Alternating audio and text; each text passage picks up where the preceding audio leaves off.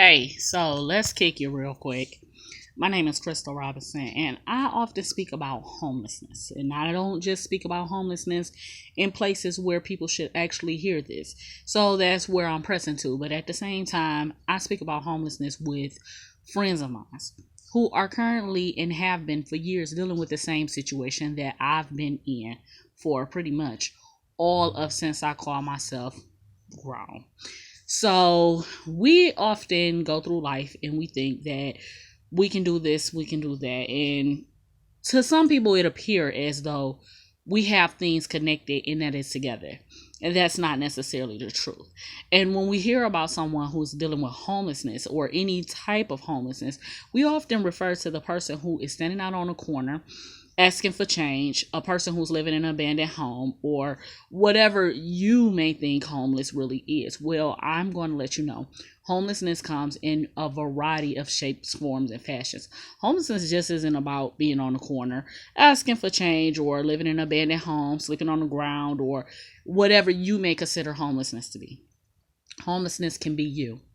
Homelessness can be living in a home and not having what you need to sustain that home, the things that will create a homely structure.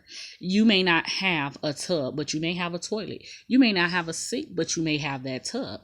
Some people don't have a sink or a toilet, but they have a tub. So they have to maintain and do necessary things in that tub to keep them, I don't need to go there, but you got the picture. Homelessness can also be not putting food on the table, not having enough in that refrigerator that you have, or maybe you don't have a refrigerator but you have a stove. That's a part of what homelessness is. It is not necessarily being in a position where you are dead out in need. But don't get me wrong, you can live in your house or a house with a roof over your head and you can be dead out in need.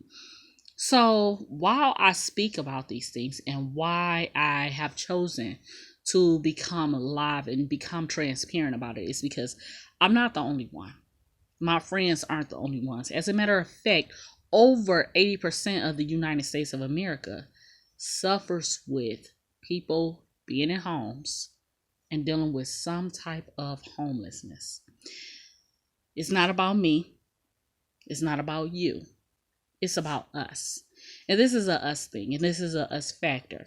And sometimes we have been put in positions where things that we have worked so hard for don't come out to be the way we want them to be. So at this point, I am asking you to follow me and let's pull together and eradicate homelessness.